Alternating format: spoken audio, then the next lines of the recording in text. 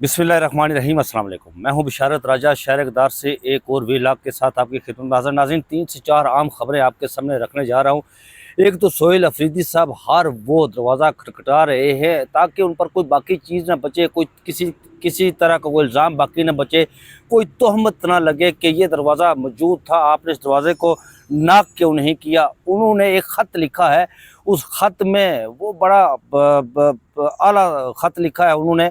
उस ख़त में उन्होंने तमाम चीज़ों का जिक्र किया है जो उन्हें करना चाहिए था, लेकिन जवाब जो मिला वही जवाब, वो ताकतवर शख्सियत को ख़त लिखा गया और ताकतवर शख्सियत ने वही जवाब दिया जो कि 2 रोज़ कबल जब शहबाज शरीफ साहब ने उन्हें वज़ीर आला मुंतखब होने पर ख़त कॉल की थी और मुबारकबाद दी थी, और जब सोहेल अफरीदी ने उनके सामने मुद्दा रखा था इमरान खान साहब से मुलाकात के हवाले से कि वो मेरे लीडर हैं, मैं खैबर पख्तूनख्वा 5 करोड़ आवाम का मुंतखब नुमाइंदा हूँ, मैं उनसे लाइन लेना चाहता हूँ, मेरी मुलाकात का कोई सबील बनाइए, कोई रास्ता निकालिए।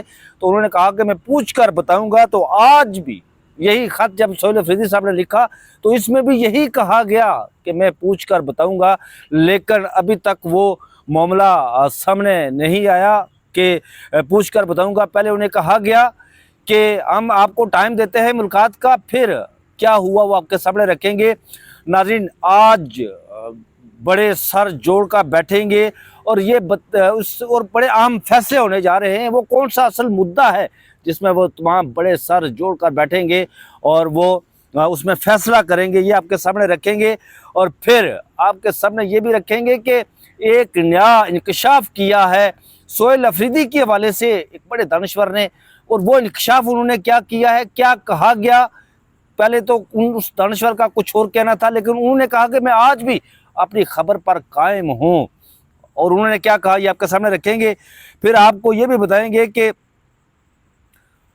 मैंने जिस तरह इंट्रो में बताया आपको कि सोहेल अफरीदी साहब ने वो तमाम ख़त किताबत मुकम्मल कर ली है जो जो मतलब जिस पर ये इल्ज़ाम लगता कि उन्होंने ख़त किताबत मुकम्मल नहीं की।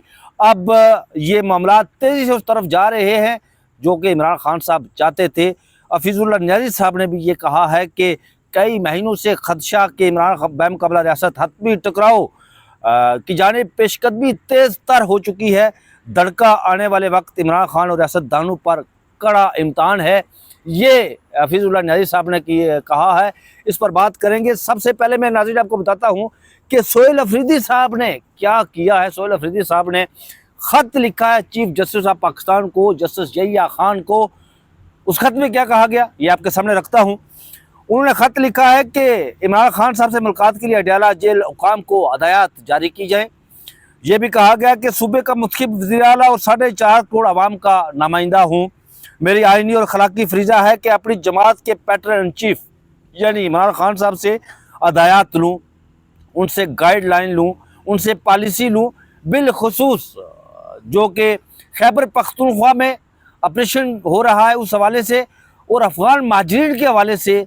नाज़रीन, आप जानते हैं कि इमरान खान साहब का जब पैगाम आता है ट्विटर पर, एक्स पर उनकी तरफ से, तो उसमें वो अली अमीन गंडापुर जो साबिक़ वज़ीर आला रहे खैबर पख्तूनख्वा के, उसमें भी वो हमेशा उन्हें यह हदायत जारी करते रहे, इंस्ट्रक्शन देते रहे कि खैबर पख्तूनख्वा में जो ऑपरेशन हो रहा है उसको रुकवाया जाए, क्योंकि इमरान खान साहब ये समझते थे कि जिस तरह माजी में अवामी नेशनल पार्टी और दीगर सियासी जमातों को वहाँ की खैबर पख्तूनख्वा में ऑपरेशन करके उन्हें अवाम के अंदर नामकबूल बनाया गया, यानी कि उनकी मकबूलियत को ख़त्म किया गया, ये बिल्कुल उसी पैटर्न पर यह सिलसिला चल रहा है। लिहाजा अवाम के साथ जो वहाँ पर जो खैबर पख्तूनख्वा में ऑपरेशन हो रहा है उसको रुकवाया जाए। और इमरान खान साहब हमेशा डायलाग की बात करते हैं, मज़ाकरात की बात करते हैं, उसी मज़ाकरात की बात करते हैं जो कि मौलाना फजल रहमान साहब मज़ाकरात की बात करते हैं, उसी मज़ाकरात की बात करते हैं जो कि इस्टेब्लिशमेंट वहाँ के जो उस वक़्त की कुव्वतें थी उनके साथ मज़ाकरात करती रही। उसी मज़ाकरात की बात करते हैं इमरान खान साहब जब पटम सरकार थी तो वहाँ पर जो मज़ाकरात होते रहे, उन्हीं मज़ाकरात की बात करते हैं इमरान खान साहब जब नून लीग की हुकूमत 2013 से 18 तक थी, तो उस वक़्त एक कमेटी बनाई गई थी, आपको याद होगा नाज़रीन, जिन्होंने उन टीटीपी के साथ मज़ाकरात किए थे। इमरान खान साहब उसी मज़ाकरात की बात करते हैं, बल्कि इमरान खान साहब ने तो ये कहा है कि मुझे पैरोल पर रिहाई दी जाए, मैं अपनी रिहाई मुकम्मल नहीं मांगता, मैं मुज़ाकरात करूँगा। जब मामला ठीक हो जाएंगे तो भले मुझे आप जेल में डाल दें। इसी हवाले से ख़त लिखा है सोहेल अफरीदी साहब ने चीफ जस्टिस ऑफ पाकिस्तान को। वो लिखते हैं, मेरी आइनी और अखलाकी फरीज़ा है कि अपनी जमात के पैटर्न चीफ इमरान खान से हदायत लूँ। मैंने वफाकी वज़ारत दाखिला और होम मिनिस्ट्री पंजाब को भी पहले ही ख़त लिख चुका हूँ। मुतअद्दिद कोशिशों के बावजूद मेरी मुलाकात नहीं कराई गई। सुपरटेंडेंट अडयाला जेल समेत हुकाम को इमरान खान से मुलाकात के लिए अहकाम जारी किए जाएँ। ये उस ख़त का मतन है जो कि सोहेल अफरीदी साहब ने चीफ जस्टिस ऑफ पाकिस्तान को लिखा है। लेकिन चीफ जस्टिस ऑफ पाकिस्तान ने ये जब ख़त उन तक पहुंचा तो चीफ जस्टिस ऑफ पाकिस्तान की तरफ से, उनके दफ्तर की तरफ से ये कहा गया कि हम जुमे की नमाज के बाद हम आपको आगाह करेंगे।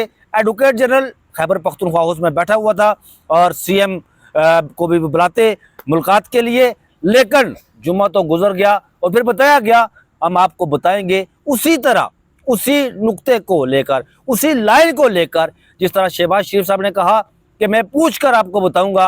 अब पूछ कर बताना मतलब ये किससे पूछेंगे आप, किससे बात करेंगे?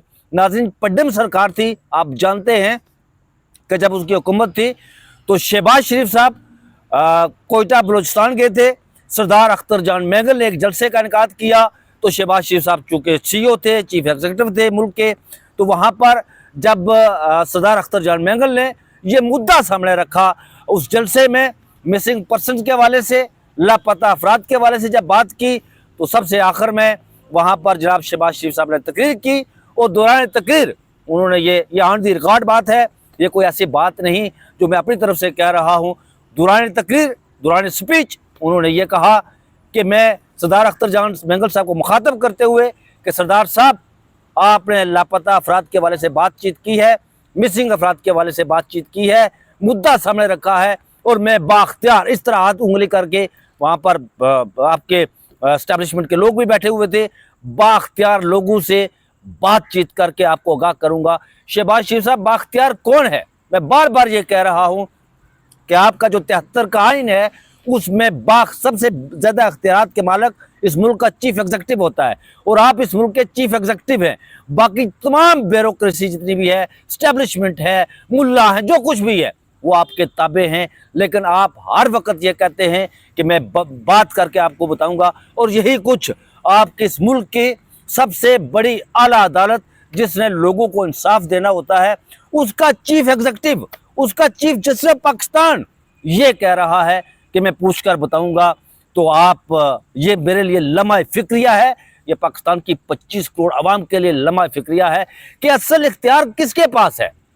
बात वही आकर रुकती है, इमरान खान साहब बार बार जो अपने ट्वीट में कहते हैं कि असल इख्तियार किसी और के पास है, तो फिर ये कहते हैं नहीं जी हमारे पास असल इख्तियार है। अगर हुजूर वाला आपके पास असल इख्तियार आपके पास होता तो फिर ख्वाजा मोहम्मद आसिफ साहब को उस कॉन्वॉय में रुकना ना पड़ता, आधा घंटा इंतजार ना करना पड़ता। जिस कॉन्वॉय वो एक जा रहे थे एक अफसर के बेटे की शादी में, मैं उस अफसर की बात कर रहा हूँ जो अदारा उन्हीं के मतहत है, मैं उस अफसर की बात कर रहा हूँ। उन्हें कहा गया, बताया गया कि फलां अफसर के बेटे की शादी है, आपने उसके वलीमे में शिरकत करनी है। तो जनाब हजूर वाला जब उस मुकाम पर पहुँचे, यानी कि जो वेन्यू था असल में वलीमे का उससे आधा किलोमीटर पीछे थे, तो जनाब ख्वाजा मोहम्मद आसिफ साहब के कन्वाय को रोक दिया गया, ये कह कर कि यहाँ से एक काफिला गुजरने वाला है, कन्वाय गुजरने वाला है मुल्क के उस शख्सियत का जिसके पास असल अख्तियार है। जब वो गुजरेगा तो उसके बाद आप जाएंगे वहाँ पर। तो ख्वाजा आसिफ साहब वहाँ पर गाड़ी में बैठकर तस्बीह फेरते रहे, तस्बीह रोलते रहे, अल्लाह का जिक्र करते रहे, और ख्वाजा आसिफ साहब का जो बेख्तियारी है वो सामने आई। ख्वाजा आसिफ साहब से, या आप कह सकते हैं आपका चीफ एग्जीक्यूटिव जो मुल्क का है शहबाज शरीफ साहब से, या फिर जिस तरह चीफ जस्टिस ऑफ पाकिस्तान ने बेबसी का इज़हार किया है, इससे ये आया होता है कि इस मुल्क का उस खास तबका फ़िक्र से तल्लक रखने वाला, जिसकी मैं बात कर रहा हूँ, जिस फौजी अफसर या जिस अफसर के जाना था ख्वाजा आसिफ साहब ने शिरकत करनी थी, उसका एक जो वो कहते हैं ना कि आप दोस्तारा कह लें या दोस्तारा से कम, वो ज़्यादा ताकतवर है, वो ज़्यादा अख्तियार रखता है इन सियासतदानों, जो हमारे मुल्क के सियासतदान हैं। और फिर मेरे लिए लम्हा फ़िक्रिया ये है कि चीफ जस्टिस ऑफ पाकिस्तान को ख़त लिखा गया और चीफ जस्टिस ऑफ पाकिस्तान ने कहा कि मैं पूछ कर बताऊँगा। भाई किससे पूछ कर बताएंगे? ये मेरे लिए बड़ा ही लम्हा फ़िक्रिया है। और फिर वही हुआ कि अभी तक उनकी वो खत ही रहा जो लिखा गया, उसका जवाब नहीं आया। तो नाज़रीन, ये थी वो स्टोरी। अगली तरफ बढ़ते हैं। बड़े, अब बड़ों से मुराद मेरी ये है कि ये बात यहाँ पर फिर अदलिया की आ जाती है। जो सुप्रीम जुडिशल काउंसिल का इजलास होने जा रहा है, इसमें बड़े सर जोड़कर बैठेंगे। बड़ों से मुराद मेरी चीफ जस्टिस ऑफ पाकिस्तान होंगे, जस्टिस मंसूर शाह होंगे, जस्टिस मुनीब अख्तर होंगे, उनके साथ जस्टिस सरफराज डोगर होंगे और उनके साथ जस्टिस आलिया नीलम होंगी। सुप्रीम जुडिशल काउंसिल के ये 4 मेंबर और चीफ जस्टिस ऑफ पाकिस्तान इसके चेयरमैन है। लेकिन उसमें क्या होगा? इसमें यह होगा कि जस्टिस तारक महमूद जंगीरी के खिलाफ जो लोगों ने शिकायत दायर की हुई हैं, फिर उसके बाद जस्टिस मोहसिन अख्तर कियानी के खिलाफ भी लोगों ने शिकायत दायर की हुई हैं, इन पर गौर फिक्र होगा, इनको इनकी जांच होगी, परख होगी, इनको देखा जाएगा। बिलखुसूस जस्टिस तारक महमूद जंगीरी के हवाले से जो डिग्री का मामला है, उस हवाले से इस पर वह बातचीत होगी, गौर फिक्र होगा, तदब्बर होगा वहाँ पर बैठकर, और ये बड़े फैसला करेंगे, किसी हतमी नतीजे पर पहुँचेंगे। लेकिन नाज़रीन, आपको एक बात बता दें कि जो सुप्रीम जुडिशल काउंसिल का इजलास होने जा रहा है, इसमें chief justice Islamabad high court justice Sarfaraz Dogar साहब जो हैं वो इसमें शायद शिरकत ना करें, क्योंकि उन्होंने जस्टिस तारक महमूद जंगीरी के खिलाफ पहले फैसला देकर अपना माइंड शो किया था, माइंड अप्लाई वो कर चुके हैं कि जिस तरह उन्होंने उनको जुडिशल वर्क से रोका गया था। तो मुमकिन है, वैसे ये इससे पहले सुप्रीम कोर्ट ऑफ पाकिस्तान में इस तरह की नज़ायर, इस तरह की मिसालें ये मिलती रही। जस्टिस सरदार तारक मसूद साहब जो जिस वक्त सुप्रीम जुडिशल काउंसिल के चेयरमैन थे, तो उस वक्त जब उनके खिलाफ शिकायत दायर थी तो वो उससे उठकर चले गए थे। उन्होंने कहा, अच्छा, एक और मामले पर जब जस्टिस चीफ जस्टिस पाकिस्तान उस वक्त के जस्टिस काजी फाइज के खिलाफ शिकायत दर्ज थी, तो ये मेंबर थे, ये भी उठकर चले गए थे और इन्होंने कहा था कि चूंकि इनके बाद मेरा नंबर लगता है, बेनिफिशियरी मैं हूँगा, मैं माइंड पहले अप्लाई कर चुका हूँ, मैं इसमें नहीं बैठूंगा। तो फिर जस्टिस सरफराज डोगर साहब, ये सवाल बड़ा आम है कि क्या जस्टिस सरफराज डोगर साहब इस इजलास में बैठेंगे या नहीं बैठेंगे।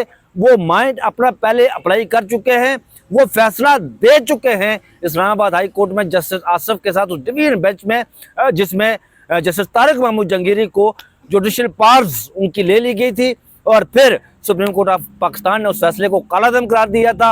होना तो यही चाहिए, जो नज़ायर पहले से मौजूद हैं उनकी पासदारी करते हुए, उनको देखते हुए उन्हें इस बैसियत मेंबर नहीं बैठना चाहिए। लेकिन वो जस्टिस सरफराज डोगर हैं, वो कुछ भी कर सकते हैं। जस्टिस सरफराज डोगर, वो नाज़रीन आपको पता है कि जस्टिस यहिया खान अफरीदी जो चीफ जस्टिस पाकिस्तान हैं, जब वो हज करके वापस पाकिस्तान आए थे, तो उस वक्त सुप्रीम कोर्ट ऑफ पाकिस्तान में वो केस अभी ऑन द फील्ड था, लगा हुआ था, जिसमें इस्लामाबाद हाई कोर्ट के जजेस सीनियरिटी वाला मामला था जस्टिस सरफराज डोगर वाले मामले को लेकर।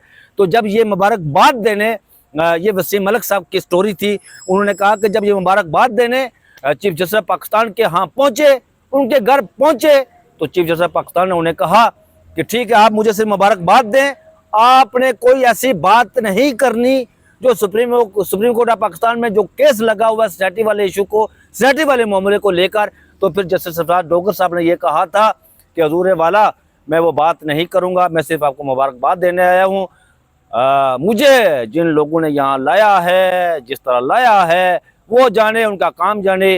रही बात इस्लामाबाद हाई कोर्ट के चीफ जस्टिस बनने की, तो वो मैं बनकर रहूँगा। तो फिर मेरा कहने का मकसद ये है कि वो कहने को कुछ भी कर सकते हैं। तो नाज़रीन, अगली स्टोरी ये है कि जब सोहेल अफरीदी का नाम इमरान खान साहब ने दिया था, तो उस वक़्त नजम सेठी साहब ने अपने प्रोग्राम में ये बात की थी और बड़ी शद्दोमद के साथ, बड़ी ज़ोर देकर ये बात की थी। कैटेगोरिकली उन्होंने कहा था कि सोहेल अफरीदी साहब को वज़ीर आला नहीं बनने दिया जाएगा। तो गुज़श्ता शब उन्हें जब उनकी जो मेज़बान है खातून, उन्होंने उनसे पूछा कि बताइए जी कि आप कह रहे थे कि सोहेल अफरीदी को वज़ीर आला नहीं बनने दिया जाएगा, क्या आप अपनी खबर पर कायम हैं? तो उन्होंने कहा कि मैं बिल्कुल अपनी खबर पर कायम और दायम हूँ, वो वज़ीर आला बन गए लेकिन उन्हें चलने नहीं दिया जाएगा। अगर उन्हें चलने दिया जाएगा तो फिर सोहेल अफरीदी अली अमीन गंडापुर की तरह कंप्रोमाइज होंगे। ये बात उन्होंने कही है। आने वाला वक्त हमें बताएगा कि सोहेल अब तक के जो इक़दामात हैं उससे तो यही जाहिर होता है कि सोहेल अफरीदी किसी सूरत में शायद कंप्रोमाइज़ ना करे उन मामलात को लेकर, बिलखुसूस जो इमरान खान साहब की हदायत हैं, जो इमरान खान साहब की इंस्ट्रक्शन है, उन मामलात को लेकर। बाकी सूबों की जो वज़ारत आला होती है, सूबे किसी भी सूबे की, ये तनी हुई रस्सी पर चलने के मुतरादिफ होता है। यहाँ पर बड़ी फूंक फूंक कर कदम रखना पड़ता है।